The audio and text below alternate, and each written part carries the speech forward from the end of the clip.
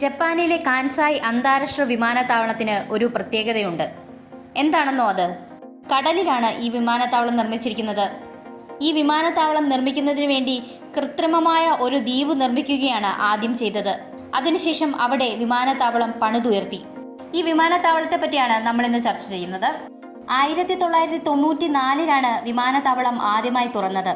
$20 million ചിലവഴിച്ചാണ് ഈ വിമാനത്താവളം നിർമ്മിച്ചിരിക്കുന്നത്. ഒസാക്ക ഇന്റർനാഷണൽ എയർപോർട്ടിലെ തിരക്ക് കൂടിയപ്പോൾ അതിന് ഒരു പരിഹാരം എന്ന വണ്ണമാണ് കൻസായ് വിമാനത്താവളം നിർമ്മിച്ചത്.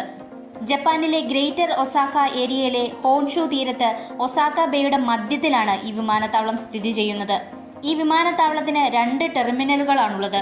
ടെർമിനൽ 1 ഡിസൈൻ ചെയ്തത് റെൻസോ പിയാനോ ആണ്. 1.7 കിലോമീറ്ററാണ് നീളം. ലോകത്തിലെ ഏറ്റവും നീളം കൂടിയ എയർപോർട്ട് ടെർമിനലുമാണിത്. ടെർമിനൽ 2 ലോക്കൽ ഫ്ലൈറ്റുകൾക്ക് മാത്രമായിട്ടുള്ളതാണ്.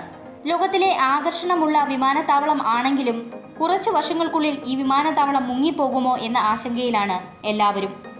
ഈ ആശങ്കയ്ക്ക് കാരണം ഇതാണ്. 2018 കണക്കുകൾ പ്രകാരം ഇത് 38 അടി താഴ്ന്നു എന്നാണ് പറയപ്പെടുന്നത്.